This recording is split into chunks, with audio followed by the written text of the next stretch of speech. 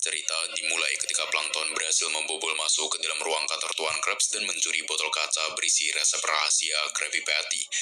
Namun, senyuman yang terukir di wajahnya secara perlahan sirna ketika ia melihat apa yang tertulis di atas kertas. Resep rahasia pembuatan Krabby Patty adalah 1 sendok teh ikan teri, 4 cangkir lendir geri, potongan daging kepiting, 2 sendok makan cam atau ikan cincang, tubuh plankton yang dipotong kecil-kecil, 1 cangkir spons, dan setengah cangkir ikan tuna. Semua bahan yang tertulis dalam resep rahasia Krabby Patty terbuat dari tubuh warga Bikini Bottom. Seketika membuat plankton ketakutan tidak main, tidak percaya dengan apa yang ia lihat. Sial, di saat yang bersamaan, Tuan Krabs datang menghampiri dari belakang. Plankton melarikan diri dari Krusty Krab, meninggalkan Tuan Krabs yang berteriak memanggil-manggil namanya.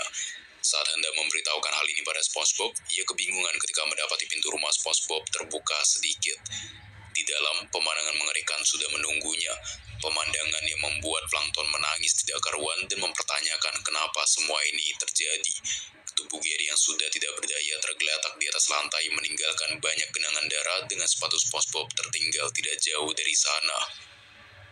Kembali ke tempat perlindungannya di lokasi terpencil, Plankton menceritakan seluruh penemuan mengerikannya pada Karen dan yakin Tuan Krabs pasti sudah berhasil menangkap SpongeBob.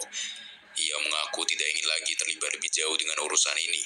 Namun, Karen mendorongnya untuk menghentikan Tuan Krabs dan meyakinkannya bahwa mereka bisa menemukan keberadaan SpongeBob. Mengklaim sama seperti Tuan Krabs, ia juga memiliki akses ke seluruh CCTV di Bikini Bottoms. Anehnya, dari ratusan kamera, hanya ada satu yang dimatikan secara ilegal, yang dimana kamera itu terletak di fasilitas penyimpanan bawah tanah di Rock Bottom. Karen yakin di sanalah Tuan Krabs menahan SpongeBob. Selain itu, Karen juga memberikan sebuah gelang yang bisa digunakan oleh Plankton untuk berkomunikasi dengannya dari jarak jauh.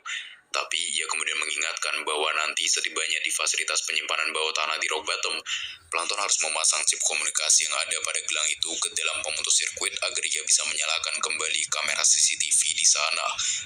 Saat daya listrik menyala kembali, Plankton hanya perlu menggunakan sebuah tablet untuk mengetahui apakah SpongeBob benar ada di sana atau tidak. Meski sebenarnya keberatan harus melakukan ini sendirian, Plankton pada akhirnya mengikuti saran sang istri.